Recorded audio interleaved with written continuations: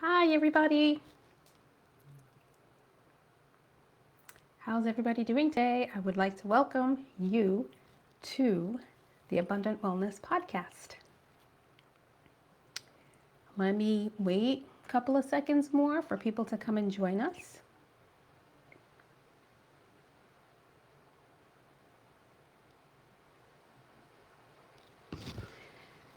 Well, this is our first meeting of 2026. We are now past the holidays. It was a fun time. But it can be a very stressful time. It was definitely a very fun time for me. I had all the family gathered together, and it gets harder and harder as the kids get older and older. I have three pretty much out of the house. Well, one out of the house and two in college, but you don't see them. They don't come back home after they go to college. So majority of them are pretty much gone, and the last one is almost.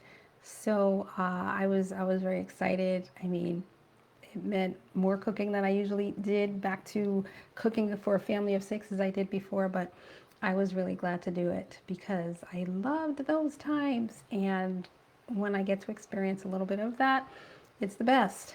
You know, that's the best Christmas present for me.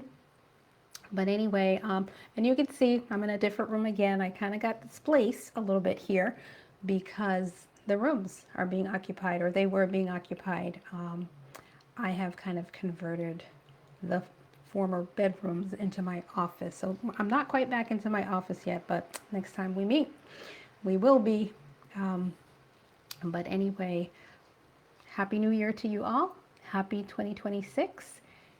And I am excited to go on another year with you. We are past all of the um, food, the celebration, which along with the celebration comes lots of food and lots of sweets, and we are past that now. And I think it's going to be a little bit easier now to kind of talk about health and, hey, what can we do to try to be a little bit healthier and ultimately just feel better. So I'm excited to share this next episode with you today. So let's go right into it. I'm going to go ahead and share my screen.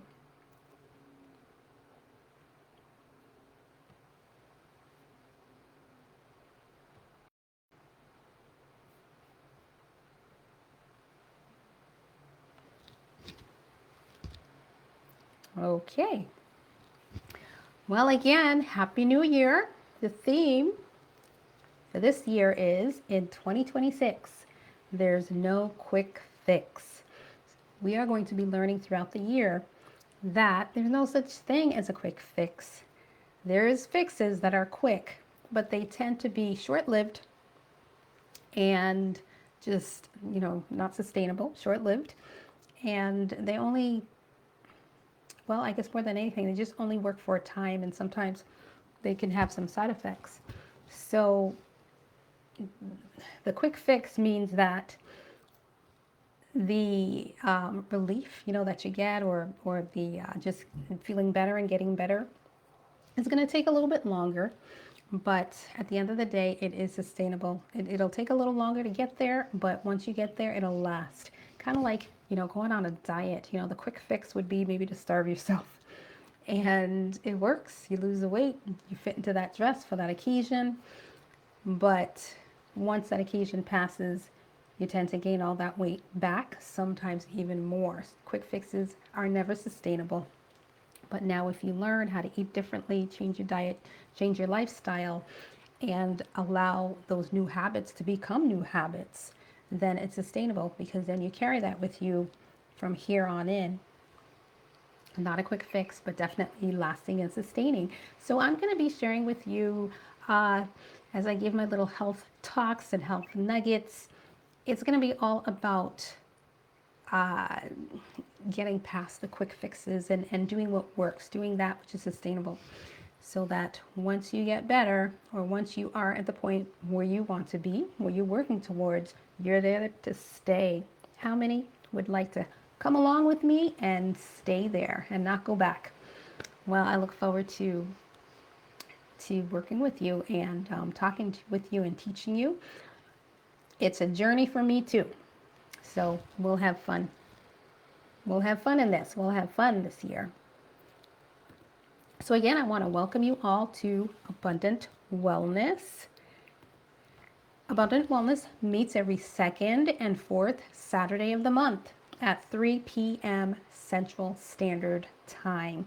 I am located in the state of Texas, in the United States. Some of you out there may be listening from far away. Welcome, welcome.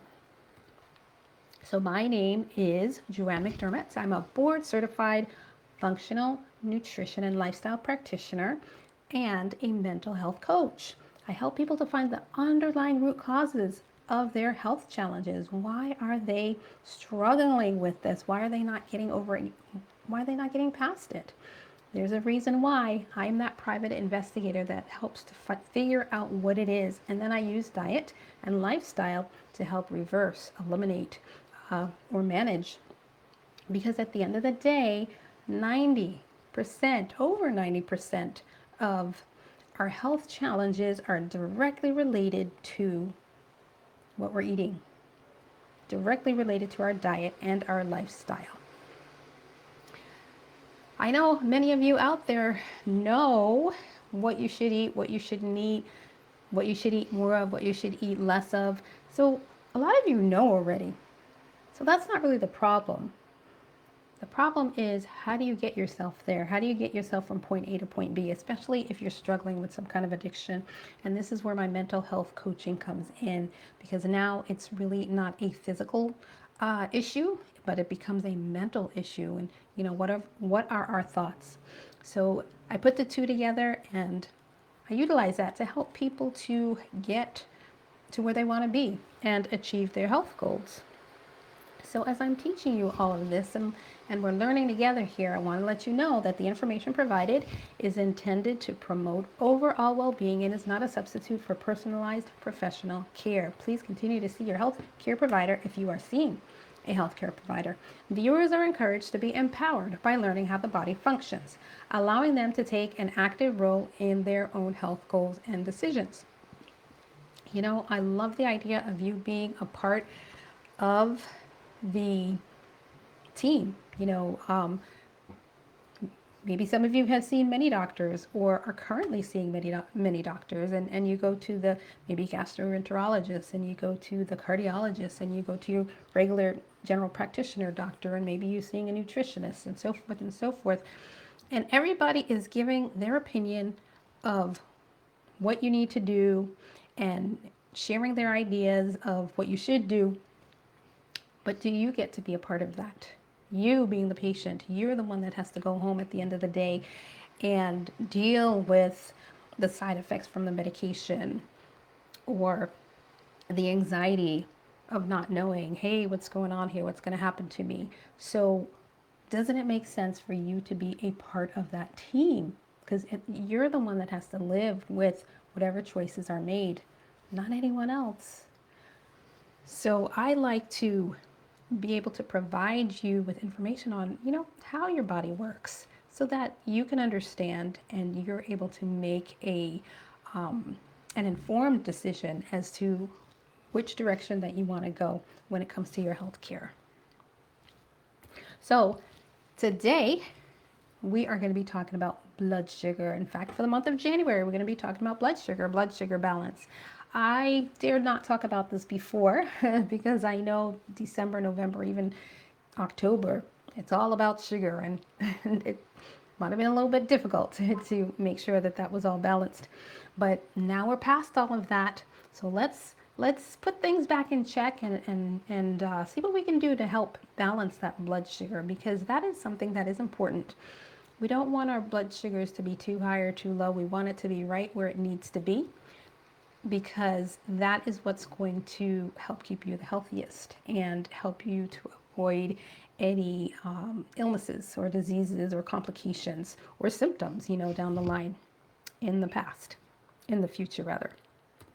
So what is blood sugar? Do you hear your health professional, medical practitioner talking about that? What is blood sugar? What is that anyway? So blood sugar, it's measuring the amount or the concentration of sugar in your bloodstream. Sugar gets into our blood by the foods we eat. And it's important for us to, keep tabs on how high or how low or how much or how concentrated that sugar is in our blood, because that really makes a difference. So, what are the different ways in which we can measure our blood sugar? There's three different ways. Actually, there's a fourth one I forgot to put there, but I will go through it as we proceed with the slides. We can do the finger prick, we can do the blood draw, we can do a urine test, and then there's something else called the what is it? It's the CGM. So I will talk about that as we proceed further. So let's go take a look at the finger prick here. Many of you might be familiar with this device here. It's a device that you can buy at the pharmacy, I think maybe Walmart, and you are able to test what your blood sugar level is at any given moment. It's something that you can do anytime, and it's pretty easy. There's they call it a lancet, and it helps you to be able to just prick your finger really quick so that you're able to get some blood.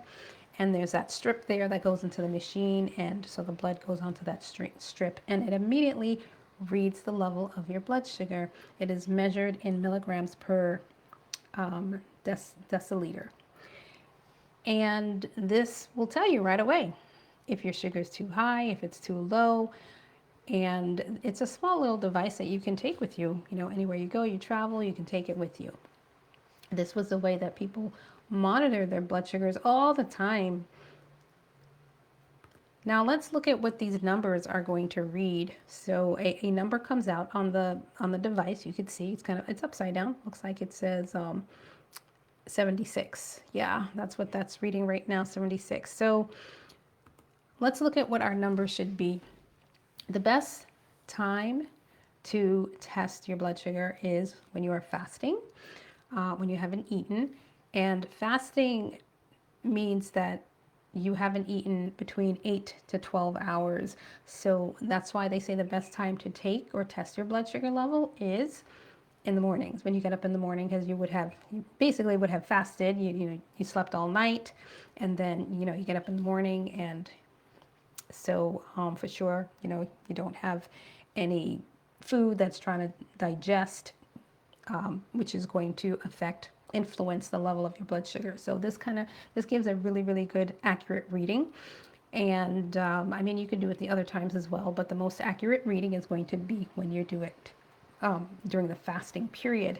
So we want those numbers to be between 80 and 100.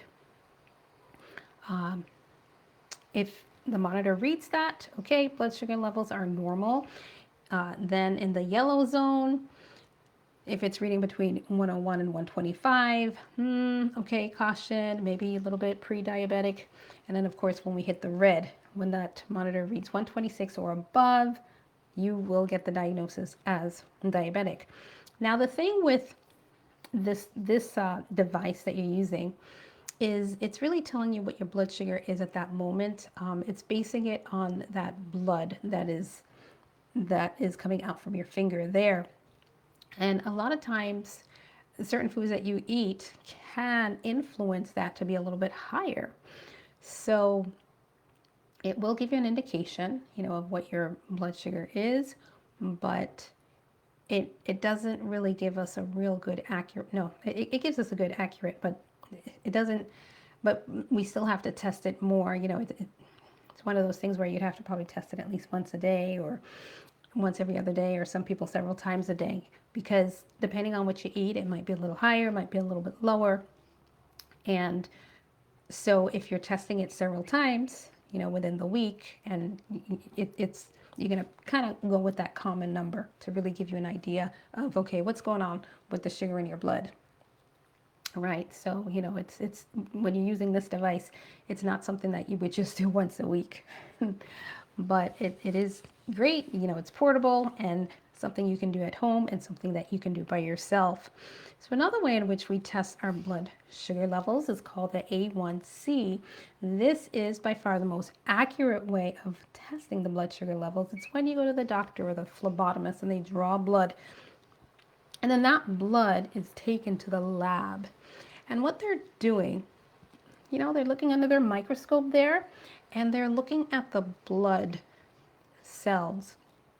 And what happens is the blood cells, they have something on it, like little molecules of sugar that is attached to the red blood cells. So in the picture there, this is, okay, so this is your vein, okay, and within your vein, you got the red blood cells, and then these little kind of like light blue circles here is the glucose. So what happens is as the glucose travels through your bloodstream, it starts to attach to the red blood cells. It just kind of gets kind of sticky, and it just kind of starts attaching to it. And you can see here that some of these red blood cells don't have any sugar connected or attached to it. And then you have others like this one that has 6 glucose molecules that are attached to it. And then you have the others that are somewhere in between. Well, when they're testing the A1C, they are checking to see how many red blood cells actually have the glucose attached to it. As I said before, some have it and some don't, and they're looking at the percentage of the amount of red blood cells that have glucose molecules attached to it. And when it attaches like that, they call that glycation, or glycated protein, glycation. And the more sugar that is in your bloodstream, then the higher percentage it's going to be of sugar that has connected to the red blood cells, because there's just more sugar there. So, it's going to be hard. It's going to be harder and harder for the red blood cells to dodge that sugar, right? And so, yeah, so the more sweets, or glucose that is coming into your body as a result of what you're eating, then that percentage is going to be higher. The percentage of sugar that is connected or attached to your red blood cells. That is how they test the A1C. Now, normally the A1C is tested every 3 months, and that is because your red blood cells last about 3 months. So if you got tested today, and it registered a certain number, 3 months later you get tested again, you're basically dealing with a whole new set of red blood cells. So we want to see if there is any changes. But certainly this is one of the most accurate ways of testing, really get an idea of the amount of sugar that is flowing through your bloodstream. Of course, we don't want that to be too high, but we don't want it to be too low either. So the numbers that we look for when it comes to your A1C, maybe you've gone to your doctor and they give you the report of your A1C. They're always looking for that number to be a 5.6, and sometimes it'll say percent, 5.6% of your red blood cells are glycated. And so they're looking for it to be like 5.6 or below. Now when it starts to get to be between 5.7 and 6.4%, that is like our yellow zone. You might get a diagnosis as pre-diabetes. Now, when it gets to 6.5 or above, okay, so that is definitely diabetes. That's full-fledged diabetes. And your doctor is going to start either prescribing you medication or having you go on a special diet, talking to a nutritionist or somebody like me, a functional nutritionist. So those are the numbers that we're looking for there.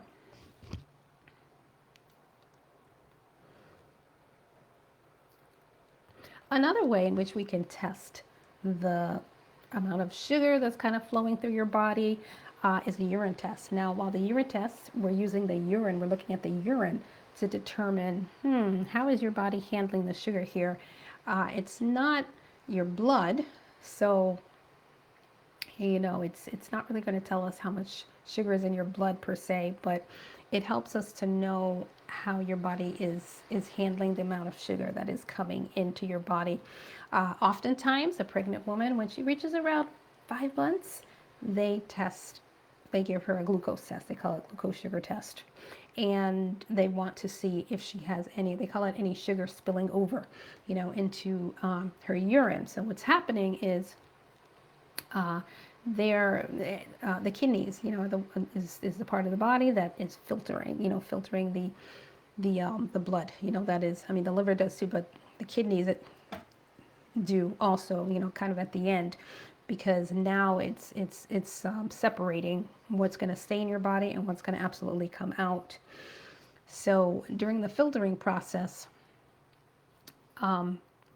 because there's an increase, an excess of sugar that's flowing through the blood, the kidney is not able to filter all of it out, or the body's not using all of it.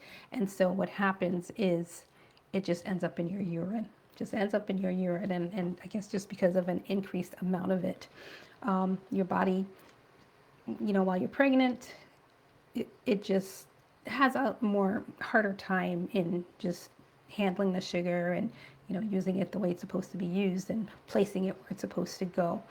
So it is a routine test that a pregnant woman gets. And so the way they do that is you take this strip of paper. It has different colors on it. You dip it in the urine, you pull it out, and then what happens is those little boxes, they start to change color, and depending on what your levels are. And so just kind of looking at the picture right here, if the color of that box that's specifically testing for your glucose is kind of like, what would you call that, blue-green, okay, negative, you're good, you do not have any glucose spilling over into your sugar. We are not worried about you being diabetic or pre-diabetic at all. But as we go on, the colors get a little darker. I have seen tests before that I have performed where the box was this dark kind of brown, kind of red color. And that means definite positive tests of sugar in your urine. And so, when we see something like that, when the medical staff sees something like that, we start to question, oh, is this person struggling with blood sugar levels being too high? Is there a possibility that this person is experiencing diabetes or pre-diabetes? So if they see something like that, sometimes they may actually order for another test to be done, and that's when they do the bloods test, because that gives a more accurate reading of what the sugar is doing, in your blood and what the actual levels are. And then finally, we have this new device here. It's called the CGM, which stands for the Continuous Glucose Monitor. This is the newest and the latest. We've come a long way from the finger pricks and having to finger prick yourself several times, during the day. So it's a device that goes, just kind of pierces through the skin there, and it just kind of locks itself there. It stays there. It actually, pierces through the skin, and it's a sensor, and it detects a fluid, the interstitial fluid, which is like the liquid that's in between your cells.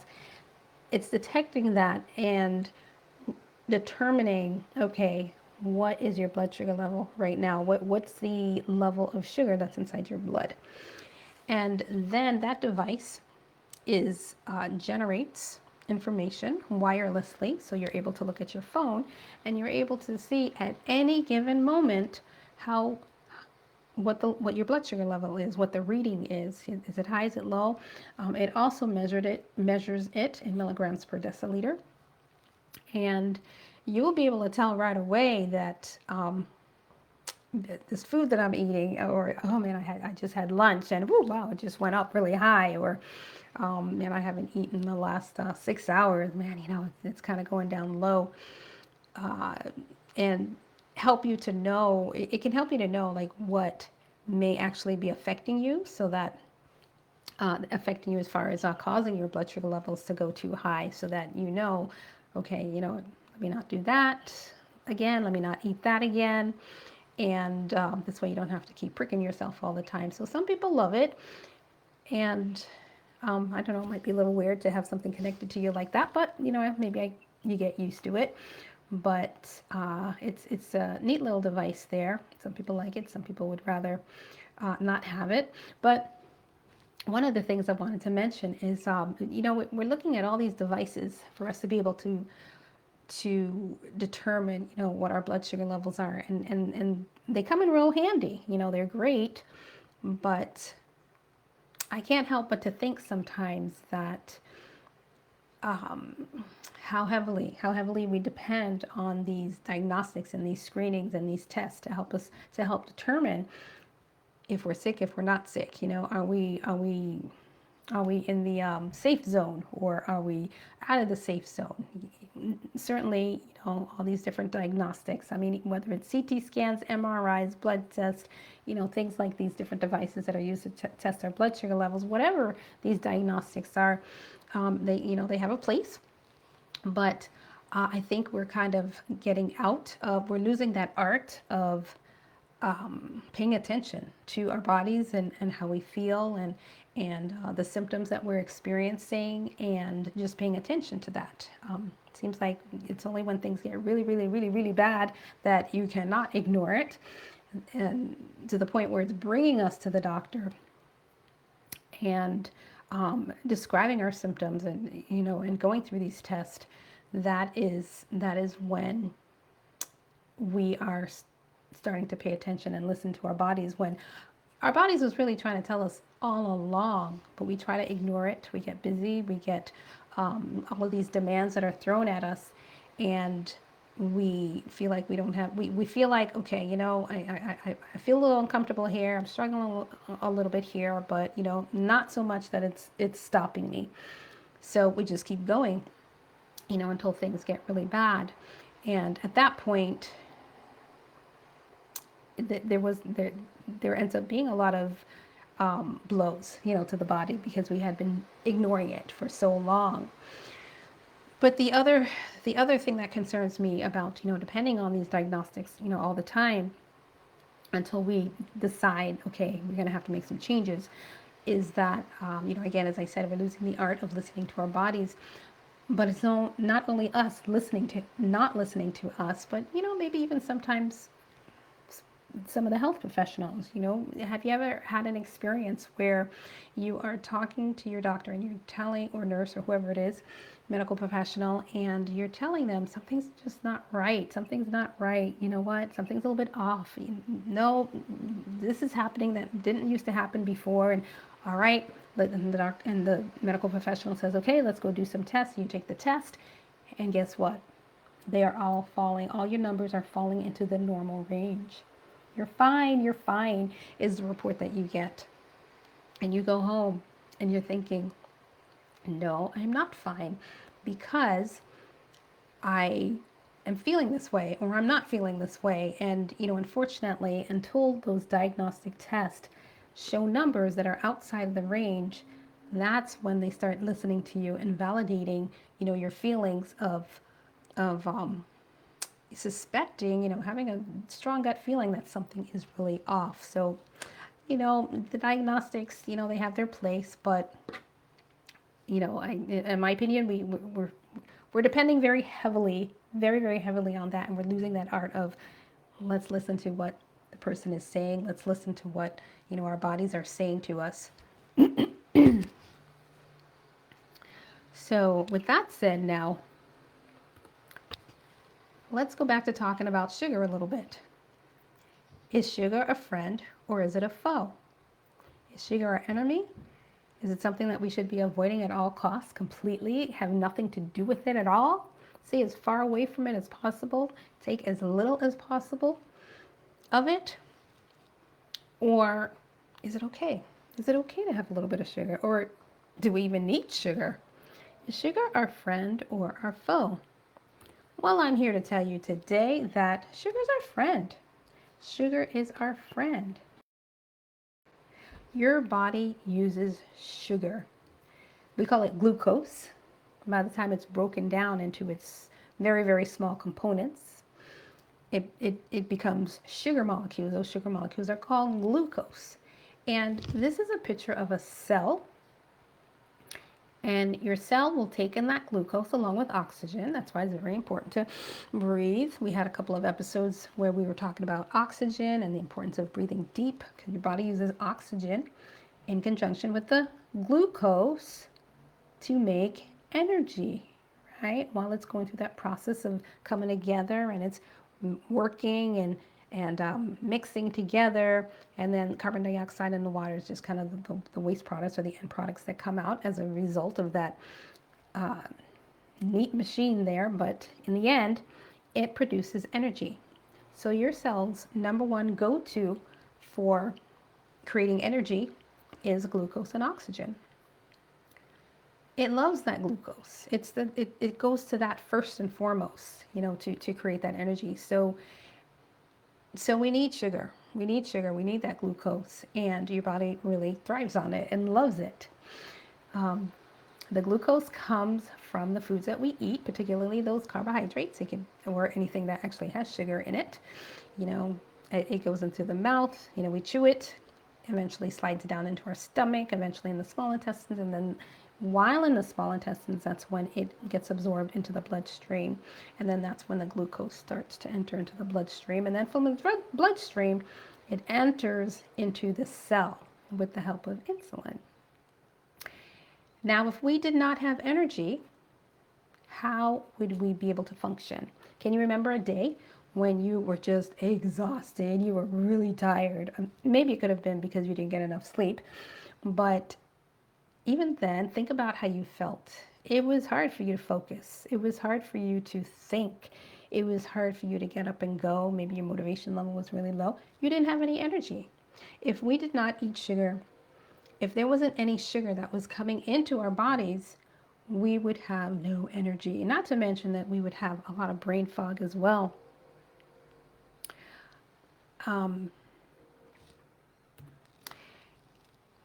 Do you ever feel sometimes maybe you're rushing out the door in the morning, you didn't get a chance to sit down and eat breakfast or eat anything, and before you know it, it's midday, and you start to feel really hungry, you're starving. Well, one of the reasons why we get hungry and starving like that, it's really your body's way of telling you that, hey, I need some energy here. The cells need some energy. We're going to really have a difficult time going forth here if we don't get some energy. So your body is producing that symptom because it's trying to get your attention so that you can do something about it, and you can give it its food so that it can sustain you. And okay, if you're driving, okay, it can help you drive, or if you're walking, or if you're paying attention to a lecture or something, you can continue, because your body's always looking to get you to survive and to continue to do whatever it is that you need to do throughout the day. Yeah, going back to those symptoms and listening to our bodies tell us, they let us know when something's off, or we're not feeling right, or something is needed. I was talking to someone one day, a client of mine actually, and she was saying how she was in the store shopping, Costco actually, and she started to feel just extremely tired. She was just really, really tired, and her brain was just feeling really foggy. And she didn't really know what was going on. She just knew that, I don't feel good. And so she ended up going and buying one of those hot dogs, that they have at Costco. And she ate it. And after she ate it, she says, as soon as I finished eating that, I felt better. I didn't feel that tiredness anymore. I didn't feel that brain fog anymore. It completely went away. Well, not to advocate hot dogs, it is a fast food. Not something that we should be eating all the time.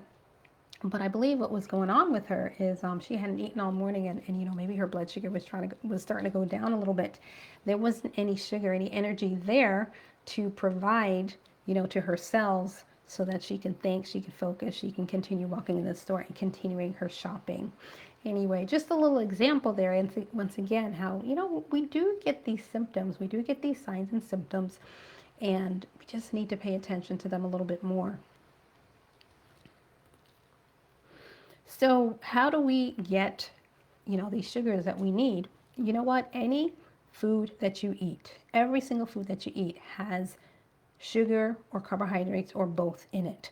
So the foods that have sugar in it, well, they're going to be those foods that taste a little sweet. That would be your fruits more than anything. A sweet apple, a sweet orange, some vegetables are even sweet. Beets are a little sweet. Carrots, sweet potato. So that would be the the sugar, direct sugar, that you're getting, from that food. But a lot of the foods, just about all the foods that we eat, has some level of carbohydrates in them. Some are very high in carbohydrates. That will be like your grain, your whole grains right here. And some have less carbohydrates in it. So I would say like your fruits and vegetables and certain fruits and vegetables. So maybe like your tomato, your kiwi, onions, those are going to be more lower carbohydrates, but things like your potato is going to be higher carbohydrates. And then your legumes, your beans, those also are going to have carbohydrates in them. But again, the highest carbohydrate is going to be your whole grain. So it doesn't matter what you eat at all, there is some level of carbohydrates in them. And it makes sense because remember, the glucose is the primary go-to that your cells use up in order to make that energy, that your body needs, that your cell needs for you to be able to function and carry on with the day, doing all the things that you need to do. So we're glad. We're glad that the foods have carbohydrates in it because that means it has sugar. When your food breaks down, when the carbohydrates breaks down into smaller molecules, it eventually the glucose molecule eventually comes out and goes directly to those cells. Now, what is the first food that the baby gets? Mom's milk. It's the perfect food. It's the very, very, very first food that the baby eats. Now I decided to look at the composition of the milk. Take a look at this. 71 parts grams per liter. So this portion of the breast milk is lactose. Now lactose is sugar. It's the sugar part of the milk. And then it's a little bit less, I would say even less than half is fat. And then just a tiny bit is protein. And then the very least here is your vitamins and minerals. So when you look at the amount that is lactose, so the part of the milk that is sugar, it's the most, the ingredient that makes up that breast milk is sugar more than anything. And you know what? I have 4 children. I've nursed them all, and I was really curious. So I tasted that milk, and I could actually taste the sweetness in it. And I thought that was pretty interesting, pretty amazing how the very, very, very, very first food that a child gets is sugar more than anything. Now, why would that be? Isn't breast milk the best food? The best food for the baby. There is no baby food that you can make, no formula that you can make that can compare or be exactly like the breast milk. So there's something to say about sugar. There's sugar's our friend. It's the first food that the baby needed. It's in every food that we eat. And again, it's the number one go-to that the cells use to make that energy. So I want to remind you that sugar is our friend. But you know what? I can't say that without also including that sugar can be our foe. All right, if you were wondering, as I was going on and talking about how sugar is good, sugar is great, sugar is a go-to for our cells, yes, that's true, but sugar can be our foe also. And why is that? Okay, let me explain that. If we eat too much sugar, yes, we can end up like this person on the right here. You can see that they are clearly overweight, especially around the belly area. And looking at their liver, doesn't look good and healthy. Looks like there's a lot of fat around it, right? When we eat an excess of sugar, this is what happens. So our body, yes, it needs sugar. It thrives on sugar, but it only needs a certain amount of sugar. If we start to exceed that and go above that, then it starts to affect us negatively. We can develop not only we can develop fatty liver, but we can also start to become overweight. And that would just lead to a whole host of problems, when you're obese and overweight. So how does that happen? I'm just going to explain a little bit on how just eating too much sugar can result in, that fatty liver and even gaining weight. So you can kind of follow this chart for me here. So here we are. We are consuming or eating those foods that are high in carbohydrates. Remember I mentioned it's those grains, that are the highest in carbohydrates, the rice, the bread, the cupcake, the potato, and of course your candy. Legumes also have a good amount of carbohydrates in it as well. So we chomp, chomp, chomp, we eat that up, goes into our stomach and eventually makes its way into the intestines. The intestines has this amazing ability to have that food that is broken down now to diffuse into the bloodstream. So now within the bloodstream, you got your red blood cells, but we also got these glucose molecules in there. Okay, and then those glucose molecules go inside of the cell, remember, because it's the glucose and the oxygen that come together that produce that energy. Yes, we have energy. But then what happens is, all right, we're not walking anymore. Now we're sitting down, and we've been sitting down for a while, and all right, we got all this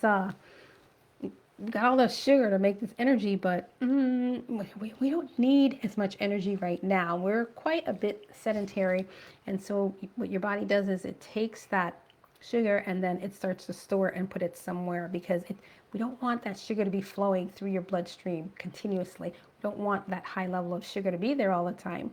So we are going to store it somewhere, your body says, and your liver will take it in.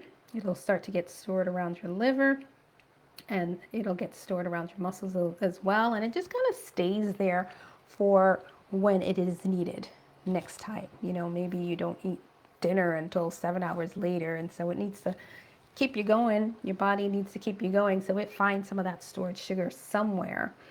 And so that's a good thing. That's not too bad. But sometimes too much sugar gets stored because we're eating more of the carbs, the sweets, more than we're actually using it up. So there is an overload, an excess of sugar that gets stored. The liver will actually convert that sugar into fat. So that fat gets stored around the liver. And that is when we have this fatty liver right here. Fatty liver, because all this fat is being stored there.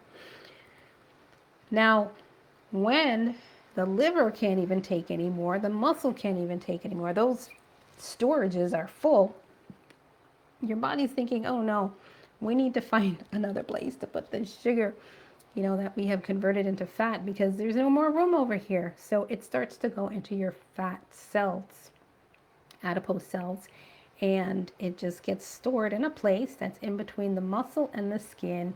And that is what causes a person to start gaining weight, as we can see right around here.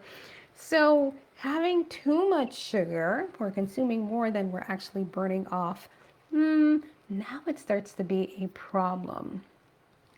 So how can we know how much sugar is enough sugar, or if we are eating too much sugar? Are we eating enough sugar? So I wanted to show you this chart over here. Okay, oops, we're going to look at the bottom. I had mentioned before, from the foods we eat, our body breaks it down into glucose molecules and gives us energy that we need.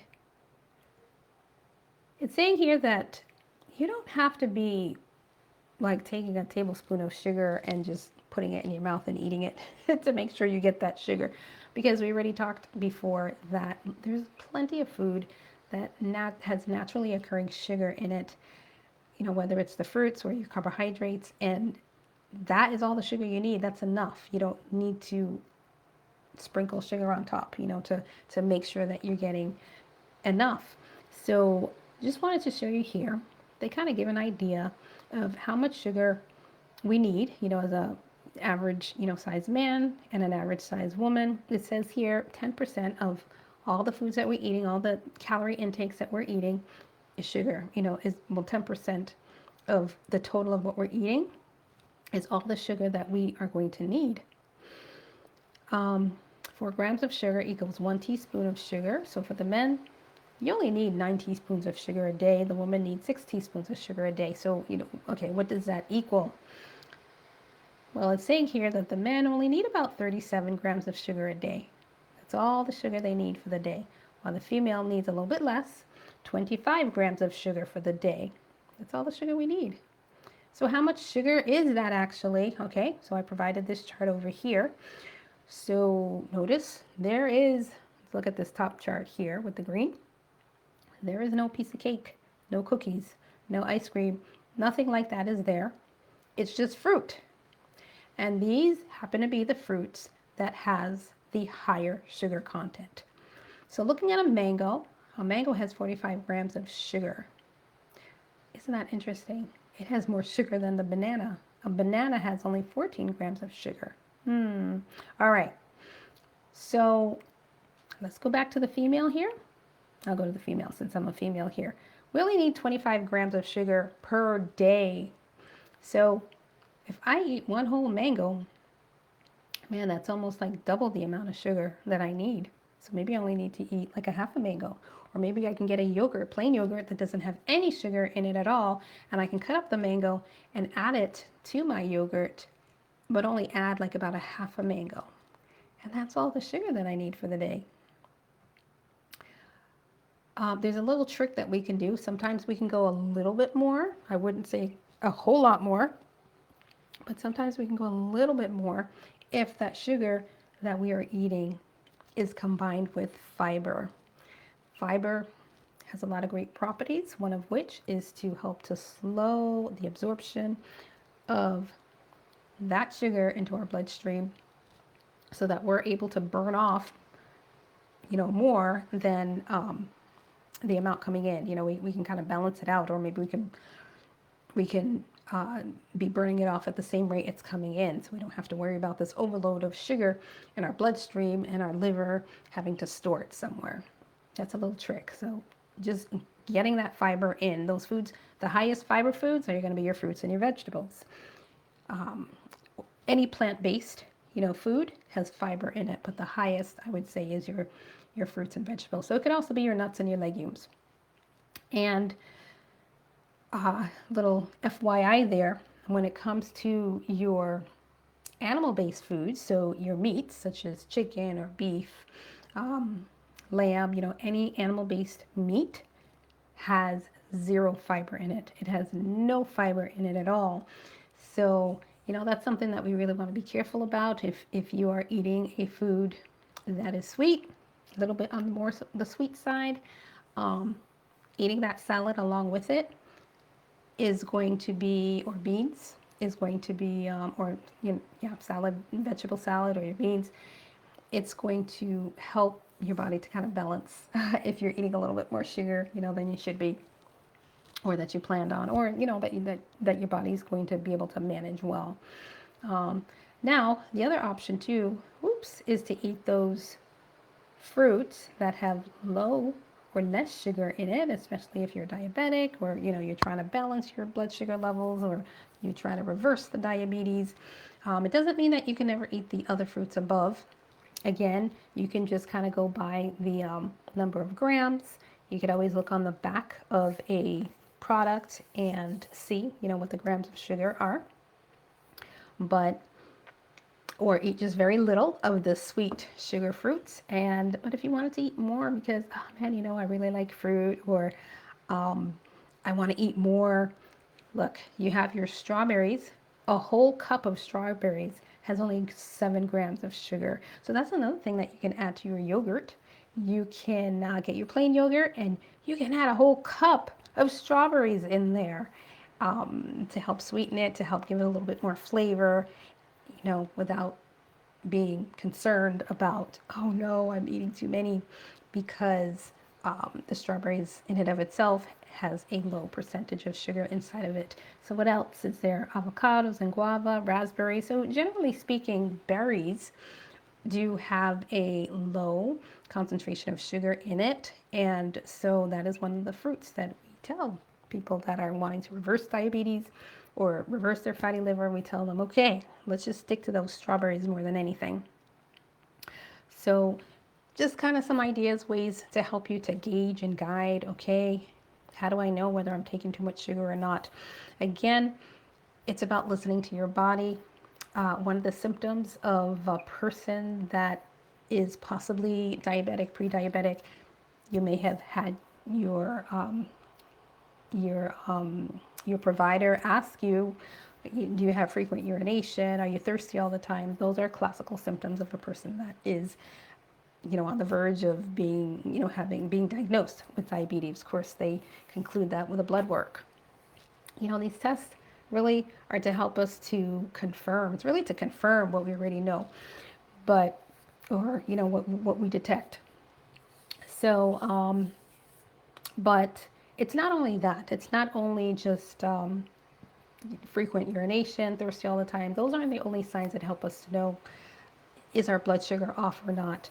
It could even be things like feeling tired all the time, or feeling brain fog all the time, or even getting colds all the time, because sugar is something that suppresses the immune system. So it's really, any symptom that you're feeling, anything that's off, anything that's not right, anything that's different than how it usually was before, that can be an indication of your blood sugar, not being within the range that it's supposed to be. I mean, it could also be other conditions as well. And so this is why it helps. It's very helpful. And I would say it's important to, listen to your body, think about how you feel, pay attention to when you're just feeling more exhausted than you should, or you're catching a cold. Pay attention to that, and then respond to that. Your body is really trying to tell you, hey, listen up, and respond to that. You might need to cut back. You might need to look at what you're eating. You might need to drink some more water. But it's so important to pay attention to that, because we don't want it to get to the point where we're going to the doctor and we're having to do all these diagnostic tests, because, they're not fun. And by that point, we're feeling a lot worse. We can prevent this from happening. So finally, I just want to share with you again those foods that do have the sugar content in it. It's going to be those foods that are high in carbohydrates. We want to eat those foods, that have the sugar in it. Well, but specifically those foods that have the naturally occurring sugar. So the cupcake, it is not naturally sweet. Somebody took some flour and they added a whole bunch of sugar to it. That's added sugar. We want to stay away from the foods that have the added sugar and eat those foods that have the naturally occurring sugar in it. And that is going to be your fruits and your vegetables. And those type of foods tend to be our complex carbohydrates as opposed to our simple carbohydrates. And another reason why the complex carbohydrates, which is going to be the healthier, it's going to be your fruits and vegetables and your grains and your legumes, your beans. They have high fiber, which slows down that sugar entering into your bloodstream, and it helps to keep you satiated, and it helps to just kind of sustain you, over a longer period of time. You're not getting too hungry too soon and feeling the need to just like grab something because you're starving. Okay, on the other hand, the simple foods, if you look, it tends to be that junk food, right? It's those sweet cereals, it's the white bread, it's the ice cream, it's the soda. Those are simple sugars. They tend to not have any fiber in it, so it goes into your bloodstream very quickly. So within a quick short period of time, your blood sugar goes from being, I don't know, maybe it was kind of on the lower side to it just really spikes up really high, because there's no fiber there to help that sugar to go into your bloodstream slower, and it makes your body feel like it needs to act fast. We need to deal with this sugar right away. There's too much sugar in here because we don't want sugar, high blood sugar, to be flowing through our bloodstream. It causes problems, cardiovascular problems. It just kind of affects our veins. So we don't really want that. And your body knows that, okay, wait, this is not good. So it throws out the insulin so that the cells will take in the sugar. And what happens a lot of times is your blood sugar will just like spike up high really fast, and then it'll just go down so low because this sugar doesn't stay into your system very long because it's too much sugar all at once, and your body really works really hard, super hard to, okay, let's get rid of the sugar, and then before you know it, like all the sugar is gone. So it's kind of, I like to use this analogy of when you're building a fire. You don't keep adding sticks to your fire continuously, for hours on end to supply your sugar. I mean, you might use the sticks to kind of get it started a little bit, but you want those sticks to kind of turn into coal, and then eventually you take that big piece of log. So that big piece of log, you can put it in your fireplace, your wood stove, and it will burn all night long. So you don't have to get up in the middle of the night. I used to have a wood stove, and your house is still nice and warm. Wouldn't that be better to do than to have to be getting up every 15 minutes to add those sticks in there? So those little small sticks is like your simple sugar. It's an inefficient way of providing that energy, while the complex carbohydrate is like those logs. It's a more efficient way of providing that energy that your body needs into you so that it can sustain you. You can be sitting there and listening to me right now. Well, that's what I have for you today. I think I've gone on long enough. I like talking about blood sugars. It is diabetes. It's a very, very, very high, very common, unfortunately, condition, chronic illness that we have here in the United States. In fact, I don't know if you've heard, but there's a type 1 diabetes, and they say that that's more like an autoimmune condition because it's your body's kind of attacking the pancreas.